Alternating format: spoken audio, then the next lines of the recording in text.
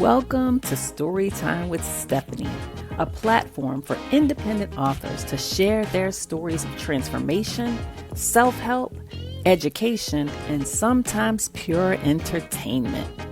Want to grow with us on this journey and support these up and coming authors?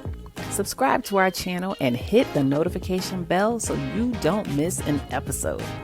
I'm your host, Stephanie Outen, the literary doula. Are you ready for the show? Let's do this.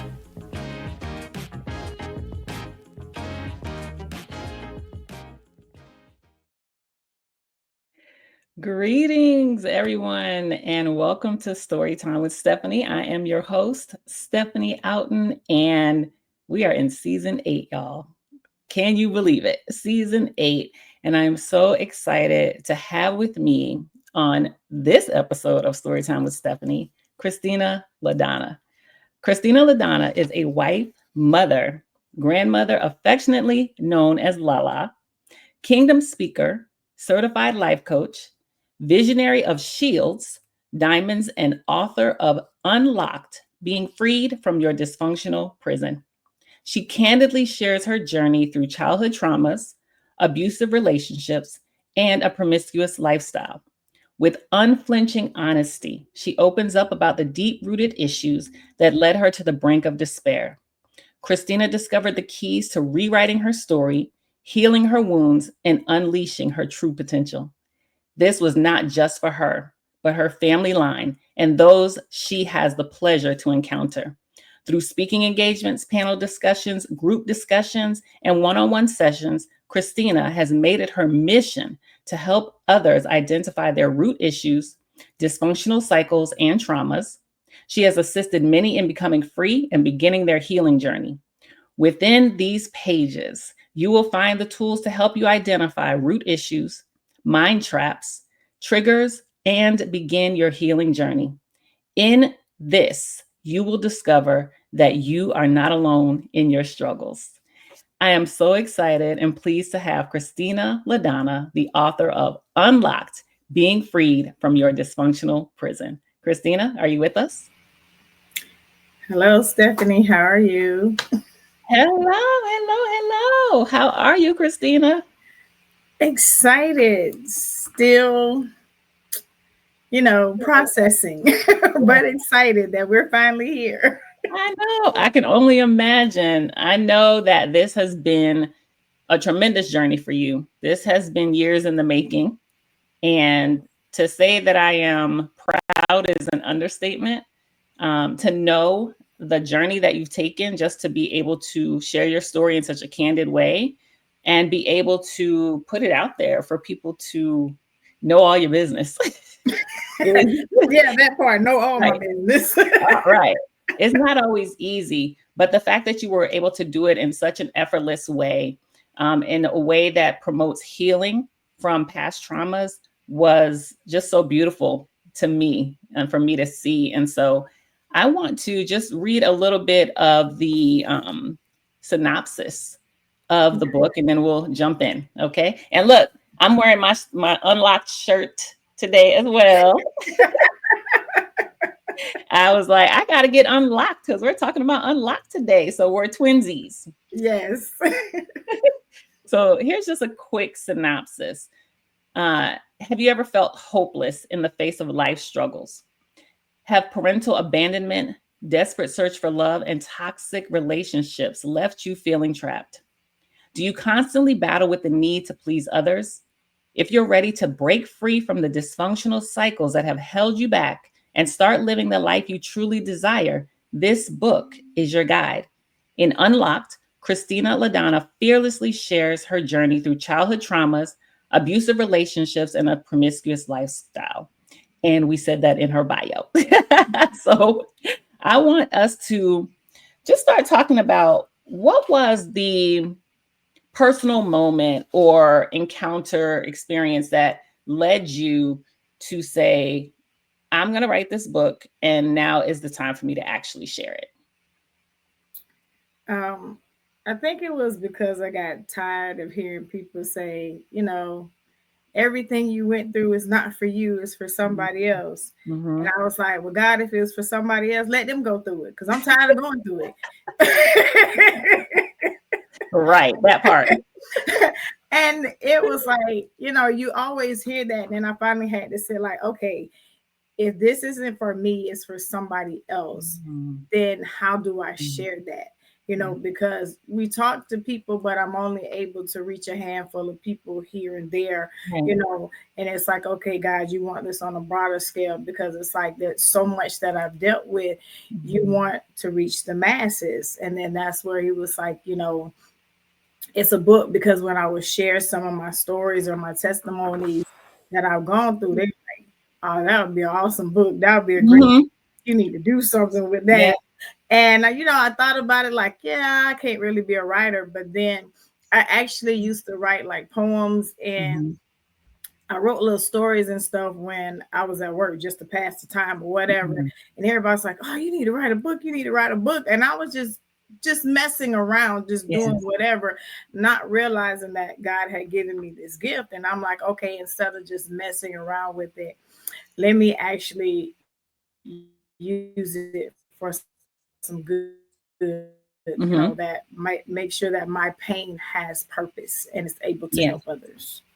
Okay. So tell the audience a little bit about some of the things that you encountered and experienced in your life, because, knowing you and having seen you go through the process of writing this book and understanding your story, there were some major, major themes that you dealt with, some major things that you experienced that some would say, how did she even survive that? What are some of those things that you had to walk through?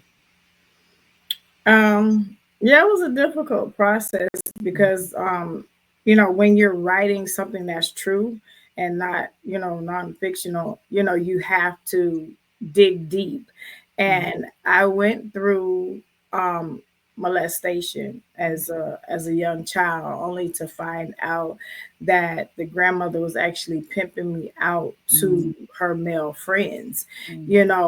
Being placed as a child, you normally hear them say, especially as a little girl, you don't sit on men's lap. That's inappropriate. Right. But whereas she would force me or place me on their laps, and it was under the guise, oh, that's your uncle, or whatever. And it didn't feel right, but she was my parent. She was my guardian. So who am I to, argue with her? Right. Not knowing, it does say in the Bible, spare the rod, spoil the child. But, it's a difference between disciplining a child and abusing a child. And what I dealt with was abuse. She would literally strip me butt naked, tie my hands and feet with like rags or cloths, and beat me with an extension cord, to the point where I would have like lashes or gashes or, on my body or whatever. And then afterwards she would put me in, I have, open wounds or whatever. And then she'd rub me down with alcohol. So that was like adding insult to injury. And then I'd have to cover up, and it's like, you better not say anything, to anybody, or it's going to be worse next time. Or, I was in fear of they would take me away or whatever. So, and one of the things in there, I said, I didn't know what, 911 was. That's like, giving the blueprints to, the prisoner of the jail cell, like you don't do that. So I didn't know for years. This went on for years until I happened to have been having a conversation with somebody about, getting in trouble. And they said something like, oh yeah, I don't want to get in trouble because, my mama should spank me with a belt or whatever. And I'm looking at them like they crazy. Like, what you mean a belt? Like, right. You get beat with a belt? Ooh. Like, that's child's play. Like, what is that? And it kind of came up, and it was just like, you could put her in jail. I'm like, no, she killed me before the police came. Absolutely. And I don't even know how to call the police. So I mean, back then, we had the rotary phone, so it was 0. It wasn't 911. That tell you how old I am. Yeah. It wasn't 911, but even that, I didn't know that, you could call the operator, call somebody for help, going through those things. And that led to the promiscuous, lifestyle, because that awakened a sexual drive in me that shouldn't have been awakened at that age. So then I started, going out and doing different things. And I always tell people, when I tell my testimony, my husband, he just laughs at me because he already know what I'm gonna say. I always tell people, like, I was like, yeah, I was a hoe. I said, but I was a good one. I was a good one because I could get what I wanted. Get what you wanted. But for me, and that's the thing, when people read the book, you would think most people, they're out sleeping with people. Oh, they're getting money to pay their bills and this, that, and other. Because Addie told me I was a dumb hoe. She said I was a dumb hoe and I was a broke hoe. Ooh. Because Addie, you mentioned Addie, that was the grandmother, as you referred to her, the grandmother. The grandmother that raised me. Yeah. Yeah, she was the grandmother and I referred to her in the book as the grandmother. You know how you hear stories like the villain or whatever? I didn't want to call her the villain, so I said the grandmother, because, she kind of was the villain of the story, but, She definitely was. She was the villain of your life, actually. Yeah, she was. She was the villain. She was the villain of my life. But I came to a point, even after all of that, everything that she put me through, the abuse, putting me out there to be molested by men, taking stuff. My dad would send me money. She would take it from me, just different things that I went through. I had to come to a point of forgiveness for her. That was very hard. I had thought I forgave her, but then I realized, as I was going through, starting to write and thinking about things, I was just like, wait, it could still be a little something. Because even while I was doing this, I had to go to therapy. Yeah. Because it was just, it's hard. I've had a few people that I've gotten some feedback that there was like, I had to put this down for about a week before I could go back, because it was a lot. It was, to hear somebody else's story, but not just to hear it, but to actually see yourself in it. Because I wanted to write the book, not just about me and the different things that I had went through, getting involved in an abusive relationship, thinking he was my knight in shining armor, and he turned into Dr. Jekyll and Mr. Hyde. Yeah. Being in an abusive relationship for 15 years, having those breakdowns, not knowing how I was going to get out. Becoming pregnant and having 5 children and not married, him telling me, oh, nobody's gonna want you, nobody loves you, even the grandmother would side with him, like, oh, he's too good for you. I literally hearing them have conversations dogging me, both of them, but through it all, but God, I found my husband, my true soulmate. And it was funny because we were friends. We knew each other. I was about 15 when I had first met him and his friend, but ultimately I dated his friend. I didn't date him. Yeah.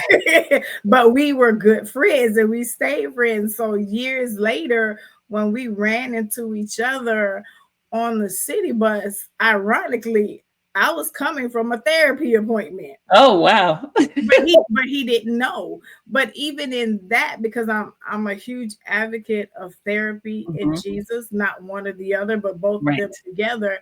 But I always say you have to be honest, because they can't help you. Because I was in fear, because I was still in that abusive relationship, I wasn't telling her everything. I was like piecing what I wanted to together, because I was scared to say what I was really dealing with, because I didn't know how things were going to happen. Because at that particular time, I think I might have been staying with him and his parents, because, my life had fallen apart. Yeah. Part of it was his fault, because he wasn't helping. He was siphoning and draining. So, having, kids at that time and different things, it was just hard because I was like 16 when I had my first child. Mm-hmm. And then I wound up like having five, Right. three of them was from, the abusive relationship. And it was just so much different things that I went through being a single mother, trying to work, pretty much doing it on my own because he was there, but he wasn't helping. Right. He wasn't providing. He wasn't providing. He was just taking. His family was doing more, than he was. Mm-hmm. So they're not only dealing with the toxicity of the relationship because he was a very narcissistic person. I realized that after the fact. Yeah. But I also had to deal with demonic encounters in the house because I did not realize or know until pretty much after she had died that she was a practicing witch, like spells, incantations, all that stuff. Like we had stuff around the house, but if you don't know what it is, you don't know what it is. Right. So before we go further on that, let me back up a little bit when you talked about therapy and Jesus, right? Okay. And in the book, you actually indicate where there are trigger warnings because you knew that there were going to be some moments within your story that could potentially trigger people. And it was a very triggering book for me, for others that read it. And so for you being able to go through therapy, to be able to heal from some of the things that you went through, as you think about when you were writing this book, and this book took you a course of some years to actually finally bring it all together, what would you say was the hardest part for you in actually writing the story? And then how do you feel like, or what do you think you discovered about yourself in the process of writing?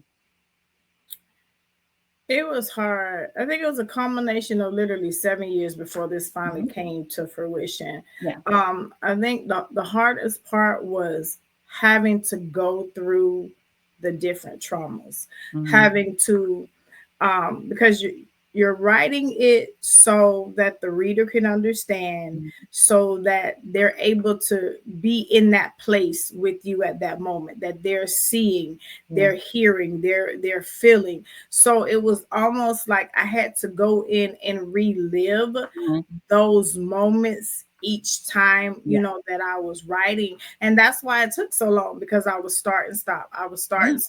I had a few meltdowns. I had a few issues and different things. So that's part of the reason why it took so long. So I had to go and get therapy. I had to get help. I had to have prayer to continue writing it, because these was a lot of major things. So I did have to kind of put the trigger warnings on there, because I know how it affected me.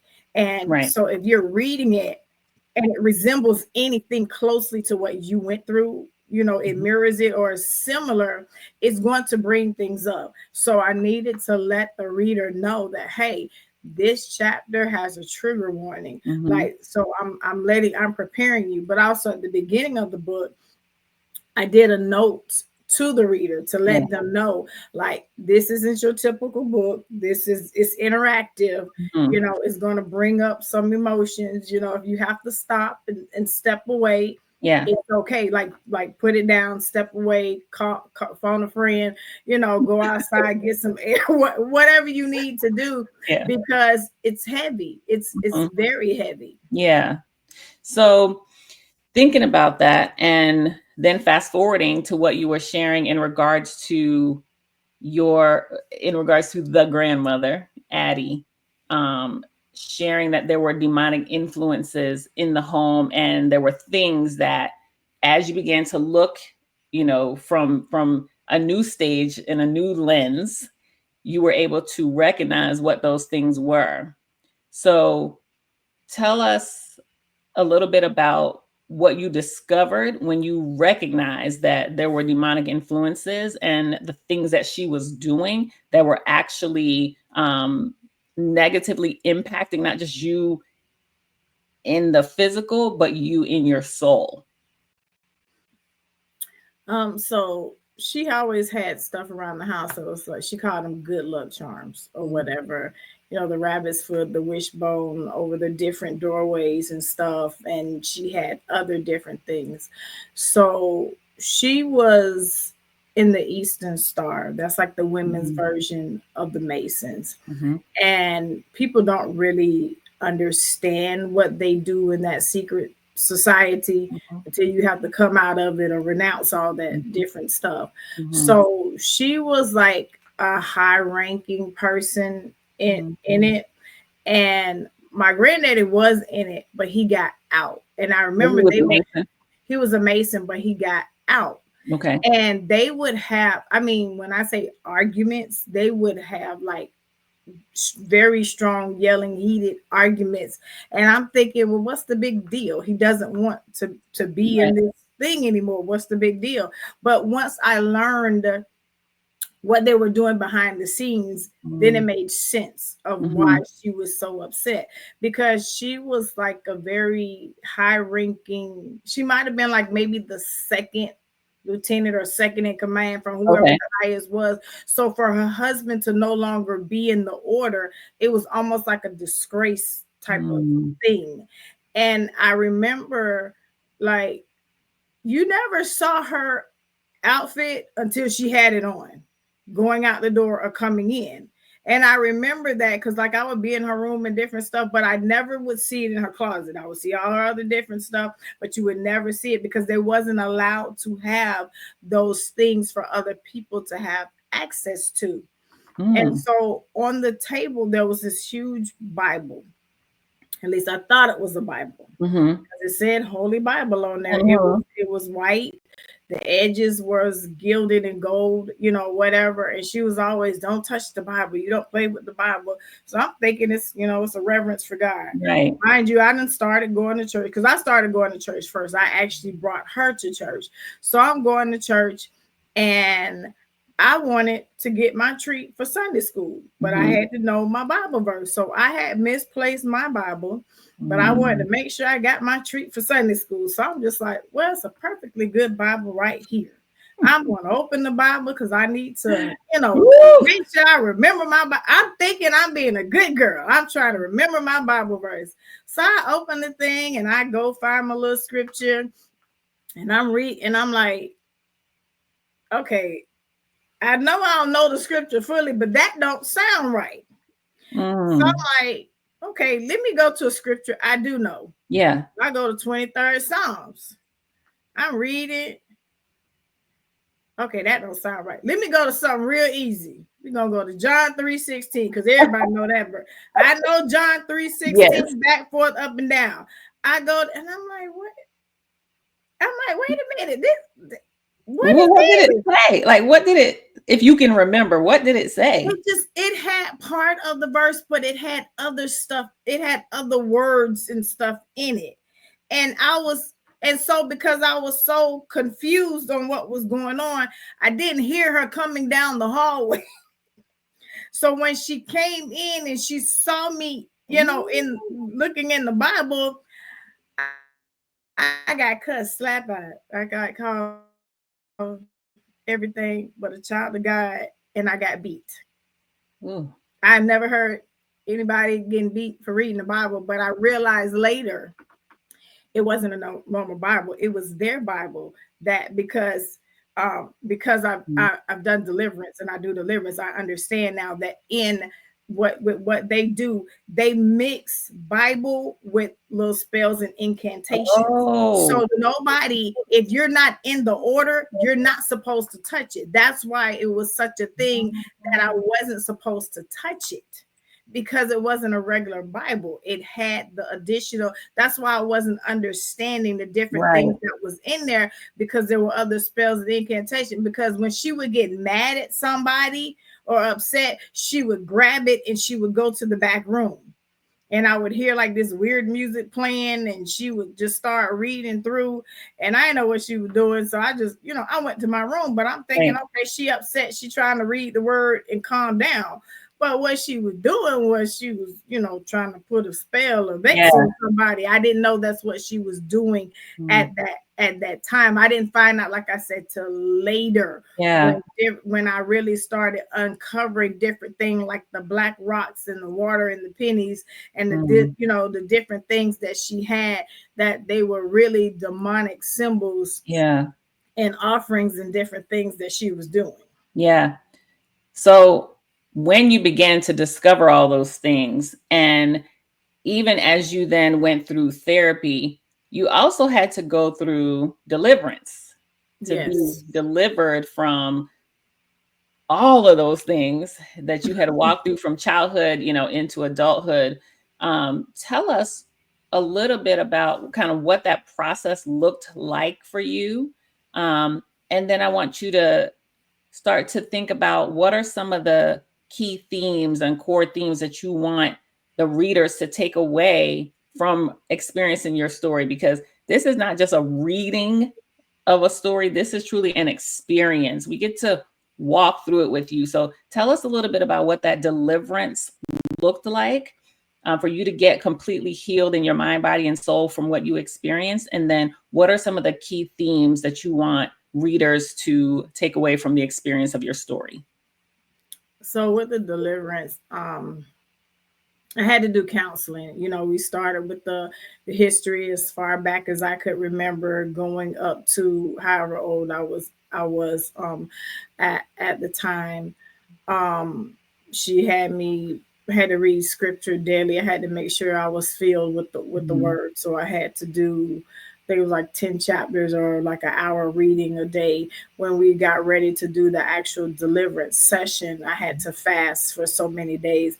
And it wasn't like a one and done thing. We had to break it up because it was so much stuff that I had. And it's even over the years, I've still had to go through, some form of deliverance. And then afterwards, I had to make sure that I just sat and filled with the word. I would just have it in my ears and go to sleep and fill with the word, and making sure that I wasn't watching certain things. I wasn't listening to certain things, because for me, a lot of things happen in my mind. And because like the words that she spoke, those negative words or whatever was constantly repeating in my mind. Then you have the enemy in my mind. You have got, it's like the enemy is in one ear, Addie was in the other ear. You're worthless, you're no good, you're this, that, and the other.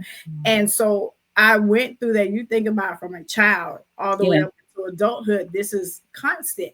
So you have to unravel and undo all those things that happened years in the making.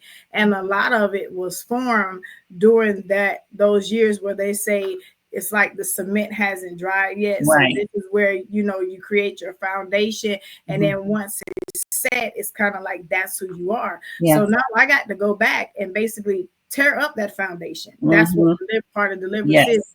It's tearing up the old foundation and creating another one. But you have to make sure that you're ready for deliverance, because if you're not, and you're not going to be consistent with it, then it's just going to make you worse, because that's true. If you don't maintain it, they come back 7 times worse. And then you're worse off than you were before. But it's not only deliverance, but it's also inner healing. Because I was constantly doing deliverance. I'm like, okay, I'm like, what in the world? Why I'm not? But it was like, no, it's deliverance and inner healing, because you got delivered of those spirits, but you got to go back and you got to heal those wounds, because the wounds are still there. You got to go back and heal, because it was in the process of me writing the book that I had to go back and heal the 8-year-old that was raped. That was still under the table after she had been, molested and basically beaten, because after I got molested, I'm screaming out for her, and she comes in. She saves me for him, but now I'm getting beat with this stitching cord, calling a fast tail helper, but you the one put me in this situation. So it was like a catch-22. So now I'm hurting because I done been violated by this man. You done beat me with a stitching cord. All I got on this little thin nightgown. I'm under the table crying, broken. I had created a cave at that moment that I was stuck in. So Ooh. then when I went and I was writing the book and I had to go back over that part and I kept feeling, and God says, I need you to deal with this before you go to the next thing. Yeah. So I had to fast, I had to pray, and I had to reorientate myself. That's one of the things that I learned in counseling. Like, yeah, you go back to those things, but when it gets emotional, you have to stop. What Right. is today's date? You have to look around your surroundings. You have to look at yourself now. Like, I'm not the 8-year-old little girl anymore. Right. You know, I'm the 50 Grown woman. July 3rd, 2025. You know, I'm at home. I'm in my office. I'm not there. So you have to reorientate yourself to where you are and, you know, control your breathing from, you know, the top of your head all the way down, making sure that you're feeling and sensing yourself emotionally, bringing it down, and now letting the 8-year-old know we're not there anymore. That's right. It's safe. It's okay. And I had to, you know, be able to guide her out of that cave, out of that jail, you know, and let her know it's okay to come out. You're safe. They can't hurt you anymore. And so there were different areas and stages of my life that I had to go back and get, you know, different ages of myself that have been held prison and hostage, and bring them out and say, okay, it's time to come. Basically, I'm going back and get those pieces of me to make myself whole again. I love that. I love how you described it, because oftentimes people will think, okay, I need to think about the first offense and the first time something happened to me. And so for you, it was 8, right? So I need to go and I need to heal the 8-year-old part of me so that I'm not still living in that 8-year-old experience.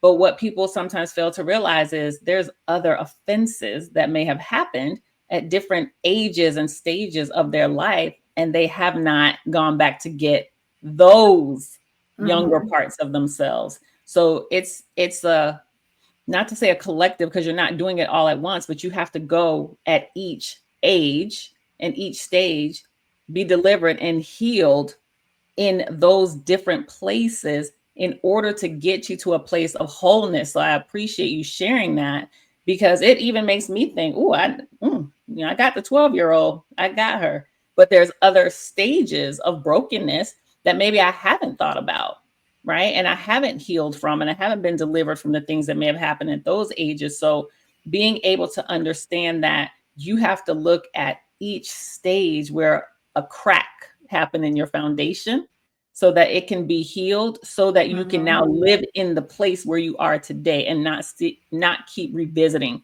those past places. So thank you for sharing that. So yeah, you have to. You have to, because a lot of times we respond and we act out, and we don't realize that we're responding or acting out from that previous age where we were stuck. And like you say, yeah, I got the 8-year-old. Yeah. What about the 12-year-old? What about the 15-year-old, the 16-year-old, you know, the 20-some-year-old at the different things. So it's not an all inclusive thing. It's not a one and done. It's never a one and done, because you don't realize it until something happens in your life that triggers you, or it pokes that wound for you to say, okay, wait, what is this? Why is this happening? I shouldn't be feeling like this. And you have to sit. Sometimes you can just sit with God, and sometimes you need that therapist. You need that help for them to walk you through it and ask the right questions to get you to that place faster, for you to realize, oh, okay, this was that. Okay, I was rejected by my parents, you know, and then I was rejected in school, and then the guy rejected me, and this, that, and other. So then now you may do something at work and the boss rejects it, and you fall apart, and you're trying to figure out why. He rejected. It's a whole spirit of rejection. He didn't reject everything from all those years of abandonment and rejection, and it just piled up that, okay, I didn't really deal with that. Yeah. Ooh, So would you say that's kind of the core message of your book, and the core message that you would want your readers to be able to take away from experiencing your story, that they have to be able to go back and get to those places of brokenness in order to bring it to a place of wholeness? Yes, you definitely, because that's why after each chapter, because each chapter deals with a certain area of brokenness, a certain Mhm. area of trauma, and there's reflection question. Those are like different Yeah. keys to help you to rethink, to reprocess, Mhm. to look at things differently. And that's why I Right. say you can't do all of this at one time. Some people like, okay, I'm gonna read the book and then I'm gonna go back and look at the reflection Right. questions because I'm gonna need time to do this. I'm gonna need time to do this, and it's a lot, and that's why I let people know up front. It is a lot, but it's worth it. And Yeah. once you start on the journey, don't stop. I put in there that I give some websites or whatever. I Mhm. even let people know because I am a certified life coach and I Mhm. have my AA and Christian counseling. Like I'll help, walk you through the journey as well. But when you go through different things like that, you need help. Yeah. You need help. If you're in a hole or you're in a well, let's just say you're in a well, Mhm. you can't get out by yourself. That's right. You try to, but it's slippery, it's dark, it's so many different things. You need help. And that's what this book was meant to do. It was meant to show you where Mhm. you are and to let you know that you need help, but to let you know that there is help and you can get out of the hole. You can get out of the well and come out on the other side even better. Ooh, I love that. Thank you. Thank you for sharing that. So, you mentioned being a certified life coach. You mentioned having your AA and Christian counseling. So, outside of being an author, those are some of the ways that you are, giving your voice to be able to impact others. What are some of the things that you're doing? Like, tell us a little bit about your coaching and the different programs and things that you offer for those that need the type of support you can give them. Well, I do like the one-on-one life coaching.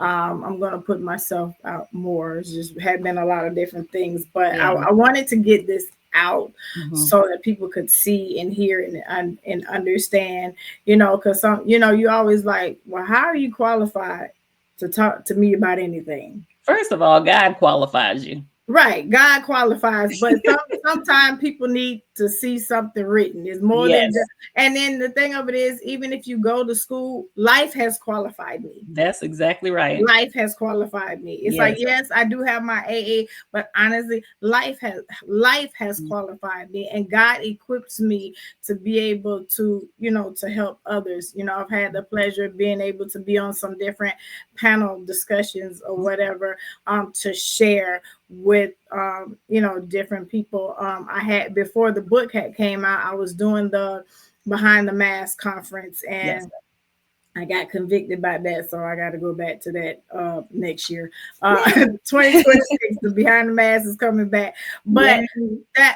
that's part of my voice. The other thing that I'm working on is trying to get into the Springs. That was one of the things that I promised God when I was in that abusive relationship, and I had to go to the Springs. That you ever get me out of this and I'm healed, that I'm able to go back and help others. And that's something that has been weighing heavy on me, but been able to connect and network with some people. That there's a lady that knows someone at the Springs, and I'm working with her to get connected so that I can get in to be able to be an advocate, be that help for the people there, because they get counseling there, but what Mhm. happens when they leave? And Yeah. see, that's what happened with me. I Mhm. got out, but then I was kind of like in that catch 22, like Mhm. what I do. Yeah. And I'm gonna just be transparent and honest. I got out of the abusive relationship, but because I was out and I didn't have help or guidance, I Yeah. went back. You went A back. lot of people not gonna tell that part of it. Right. They're gonna be Yeah, they like, I want to tell the got out pretty part. and I went on with my life. Yeah. No, I got out and I went back Yeah. because I didn't know how to navigate. And it was so many different nuances of trying to figure out by Mhm. myself, because like I said, his parents were helpful and instrumental, Right. but because I wasn't dealing with him and different things, and I had to put him in jail, they wasn't helping at the time. So trying to just figure things out, and at that time my mom had passed. Yeah. I talk about like all of that with my mom because she was my biggest supporter. She was my Yeah. rock.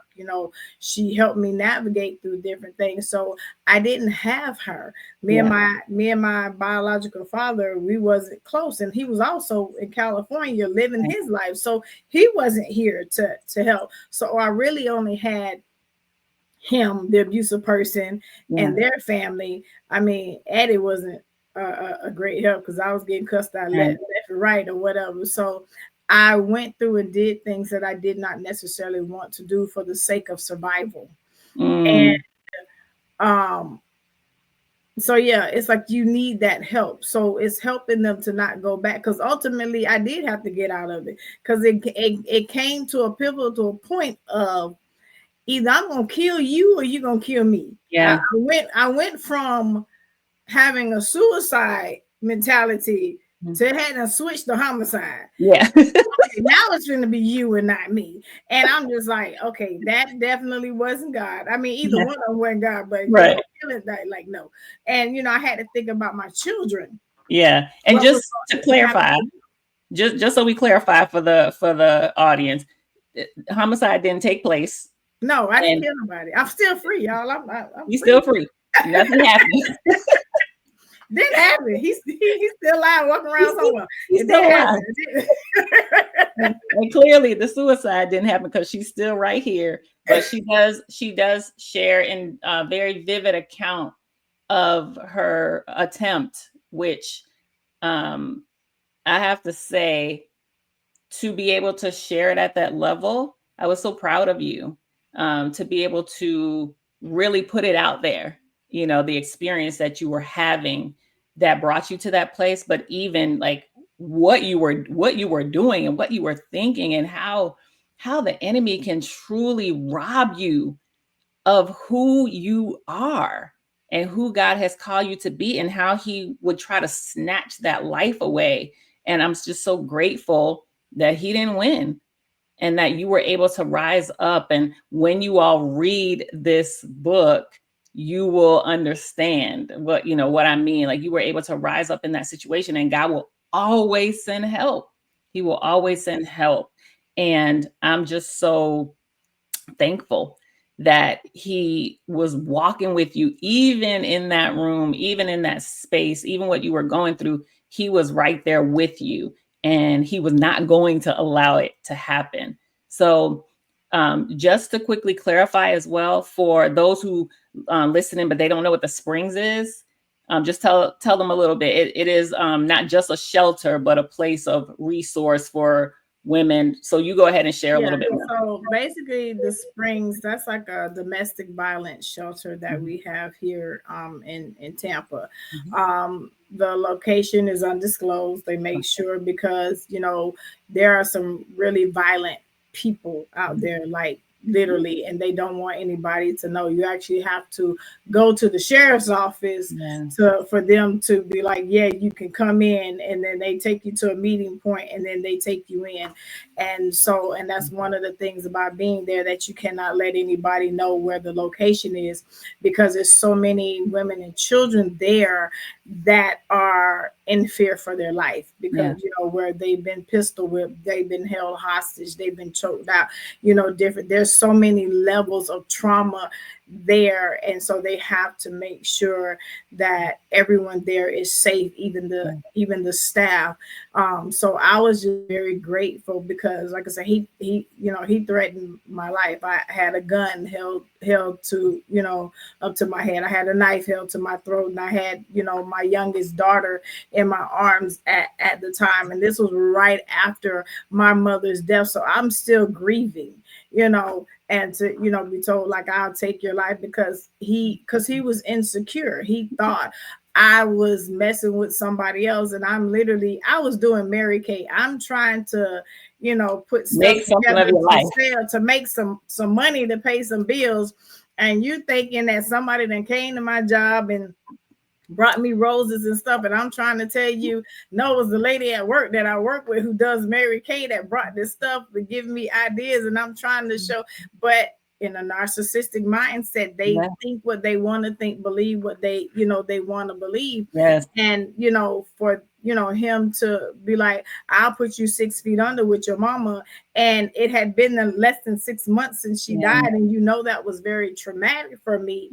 And the look that he had, I had never seen that before. I feared for my life. Like my children were scared because they heard him say that, to me, before I sent them to the room. And then, he swung a hammer at my head. He missed and, hit the refrigerator. But then you grab a knife and put it to my throat. And at that moment, you're like, okay, what do I do? I'm going to say whatever he want me to say. Yes. Because I got the baby in my hand. I got the other kids in the room. The last thing I need for them to come out and they find their mom with her throat slit in a pool of blood, And so I had so many scenarios running through my mind. And it's just like, okay, God, let me say what he want me to say. Let me just act how he want me to act. And just like give me the strength to get through this moment until I can get out of it. Yeah. So hearing that and knowing that there's so many other people, and I won't just say women, because men experience that type of domestic violence as well. So for people who are hearing this and they have walked through some of those same challenges or similar challenges, have walked through a very painful past, they might still be locked up in that today, or they might be freed. And they say, I want to be able to write my story. Christina, like, how did you do it? Because I kind of don't want to relive some of those things. What advice would you give to that person that says, I want to write my story, but I'm still kind of locked up in fear and doubt and shame? One page at a time, one day at a time. And honestly, you have to have counseling. You get with a good counselor, and that's going to work with you. Like I say, I'm a big advocate for Christian counselors or whatever, like if you're a believer, because they can work with you on both sides and they'll understand. I know, like initially when I had already started writing, but then when I was really going through different things and I shared with my therapist that I was writing a book, and she kind of looked like, are you ready for this? Like, are you sure? I'm like, ma'am, I'm halfway. I'm almost done. I'm, going through. So there were certain things, but because she knew, she was like, okay, let's shift on how we're working on certain things or whatever. But then also too, before all of it came out, I wound up switching to a trauma specialist. Okay. I wound up switching to a trauma specialist. I mean, but she's also Christian or whatever.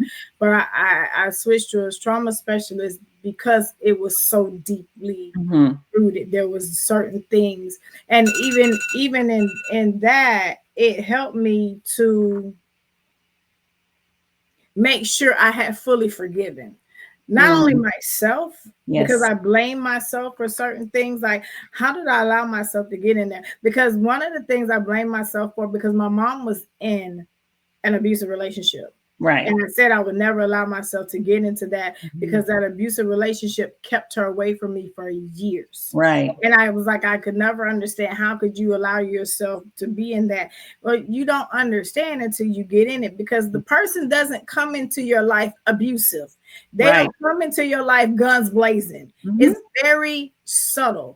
It's like a spider with a web. That's how I look at it. Like the web, when you look at a spider's web, it's so pretty because it's intricate, it's detailed, it's alluring. That's how it captures the fly. Because the fly is looking like, oh, that's so pretty. So let me look. And then they like, oh, it's a little sticky. If you're on the outer skirts of it, you can still kind of get away. Yes. But they weave it so because you're enamored with the beauty, you're enamored by their presence and their narcissistic personality. They collect information. They make you think that they care about you and they're concerned about your past, but all they're doing is they're collecting information It's that and intel. ammunition to use against you later. Yep. Yes. Ooh. And So start it's the finding you constant spinning. It's like the more the spider spins, it's like the closer you are to the center of the web, which is extremely sticky, but you not even realize now you're in this whole cocoon because they done spun it and you can't get out if you wanted to. So now you're getting devoured, because it's like, oh, it's so pretty. They're so helpful. It's so nice. Like I said, he seemed like a knight in shining armor. He was attentive. He was helpful. Oh, I just want you to be a better person. You shouldn't cuss. You shouldn't do this. You should, go to church and, this, that, and the other. And, oh, I'm just concerned. I want to, call me when you get there. I want to make sure you're there safely. They put things in place very subtly. It doesn't happen all at once.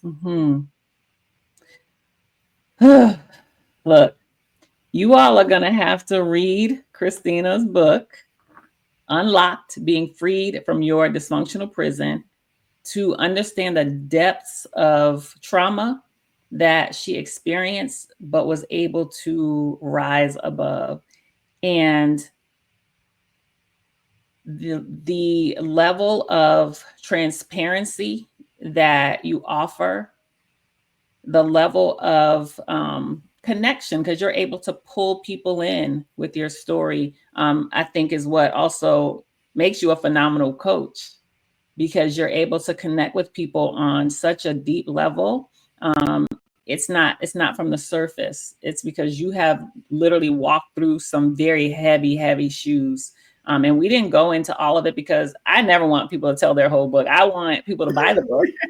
So we've been running it across the screen, but you can purchase Unlocked on Christina's website at ChristinaLaDonna.com, ChristinaLaDonna.com, and purchase the book, right? Get the actual paperback. I am all about like turning pages and feeling the experience.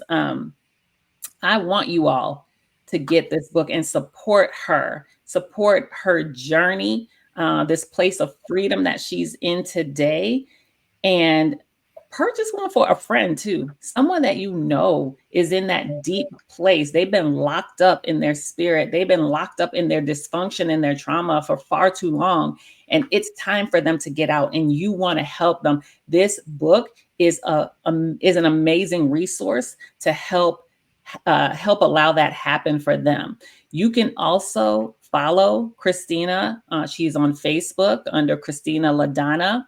She's also on Instagram at Christina_LaDonna73. So you'll be able to find her, connect with her, learn more about her, learn more about the journey that she's on today to help people, not just women, but people get unlocked. So I have valued and appreciated this time with you, Christina. We're showing the image because we want people to see that powerful book cover as well. But this has been just such an amazing experience having you here. I have known you personally for several years, but being able to see you walk through this journey of writing your book has been so fruitful for me. I am thankful to see how God has used you in so many beautiful ways and how he will continue to prepare you for what he has next for you. I think I've shared with you before, you have the pen of a ready writer. Like, God is going to use you to write more books, more stories, more coaching programs. Like, there's so many things inside of you that have yet to be seen, but they are on the way. And I know you have your what behind the mask. You have all these different things that have been a part of who you are, but also just be prepared for the new things that God wants to bring into your life, because there's so much more, and you want to always keep your hands open and available to receive. Because for all the weight that you carried in your past seasons, he has an amazing different type of weight that he wants to give you. It's his weight. right? It's the weight that you carry in the spirit, and he wants to allow you to see that manifest here in the natural. So I thank you for your courage. I thank you for coming on and being a guest on Storytime with Stephanie and sharing parts of your story. And I just thank you for your obedience, because obedience unlocks doors, Yes, yes, it does. unlocks prisons, right? And Yes, it does. it's going to unlock so many things for you. So thank you so much, Christina, for being here. I Thank value and you. appreciate you. And I look forward to hearing more and seeing more what God is going to do for you. Thank you. I enjoyed it. I just pray that, like I said, I'm looking for million status as Amen. far as, books a million. That was one of my affirmation. Yes. um and it's not about the money. I mean, yeah, that's good because we need finances, but Yes. really it's about helping others. If I could get my story out to the masses and they Yes. can be, helped, they can be free, they can be unlocked and unleashed into their destiny, then everything that I went through, no matter Yeah. how bad, degrading or traumatizing it was, then it really was for a reason. It was for a purpose, and it's helping somebody else. Yes. And before we go, I want to share this too. At the time of doing this taping, you actually just recently came back from Ghana and Yes. had the opportunity to share Unlocked in Ghana. So quickly tell us about that. Yeah, so I was over there and the Lord was like, take some books with you or whatever. So I was able to bless two of the pastors' wives there with the book. But it was another young lady the night that I had to minister. Cause God just jack up your whole thing. Oh I had yeah. that prepared, and He was like, "Yeah, no, that's not what you're gonna do." So basically, I was talking about being unlocked and unleashed. It was, pretty much the book and going through different things. And I had an altar call, and one of the young ladies there, I could tell she was so broken. Like I was like drawn to her, but because there was so many people, I'm like, I couldn't do a whole lot. I had to like kind of just pray and keep going. But just so happened she had just gotten married, and where we were staying, they were downstairs. Mhm. So I asked her to come up, and I did the book, and we talked. And I was just sharing with her what I was seeing and feeling and sensing in the spirit, which was a lot of the different things that I had gone through in the book. And as I was sharing, she just started tearing up, shaking her head like, "You saw me." And I was like, and I gave her the book, and I gave her my number, and I said, "I want you to take your time and read this." And I Mhm. said, "When you're ready to really walk it out, call me, and Mhm. I will help you." And she was just so grateful and so, thankful for it. Because like I said, that was the first time I had ever seen her. I had never been to Ghana before, so I know nobody over there Yeah. except for the people that I had went with. And I said, God, highlight, who you want me to give this to, besides, the pastor's wives. And he did. He highlighted her at the altar. I had met her before because Mhm. they came up to say hello, but it wasn't till that night he highlighted her, and he was like, "You have to give her a book." He said, "Not only that, Mhm. you had to talk to her." So we was able to have some one-on-one dialogue Yeah. where I was able to share with her some of the things I had dealt with, as well as I saw what she had been dealing with. And Yeah. she was like, you're so right on. And she, I was like, "There's nothing but God." I said, "But Yes. this is going to help you." And so I'm waiting to hear back from her, but she was just so happy to have that. And she was like, "I'm going to read it, I'm going to use it." So like I said, I'm waiting to hear back from like the women there that gotten a chance to, once they've gotten a chance to read it, but especially, from her, because I Yeah. really believe God wants to do a great thing in her life. Amen. Amen. And that just shows, right, that your message goes with you. Your message goes with you everywhere that you are. And so I am so happy you took books with you, right? So Unlocked is global, and Yes. that's actually a little plug because we're doing the Global Lit Fest in October 18th from 10 a.m. to 4 p.m. It's a virtual book festival, and Christina is going to be a part of that. And Yes. so we're excited. We still have space for more authors as well as sponsors. So if you want to be an author vendor and be a part of this global experience with other authors from around the world, sharing their stories, sharing their books, and meeting a new audience of people, we want you to register for Global Lit Fest. And if you want to sponsor, which we're looking for sponsors as well, you can do that also. So you can definitely reach out to us directly at info@stephanieouten.com. That's info@stephanieouten.com. And we'll be able to share more information with you in regards to being an author vendor or a sponsor. So Christina, thank you so much for being with us today. We just value and appreciate you. And thank you for everyone who will watch, will share, will purchase Christina's book, Unlocked. And I'll just leave you with a final message. And this is actually Christina's motto. Don't allow the traumas of your past to imprison your future. It's time to get unlocked. So thank you for being with us. We appreciate you. And thank you for joining us. Be blessed. Thank you for joining us for this episode of Storytime with Stephanie. If you're an independent author and you'd like to be a guest on our show, email us at info@stephanieouten.com with your name, the name of your book, and why you believe you should be a part of our show. Also, if you'd like to support our show by sponsoring an ad, you too can email us at info@stephanieouten.com for more information. We'll see you next time.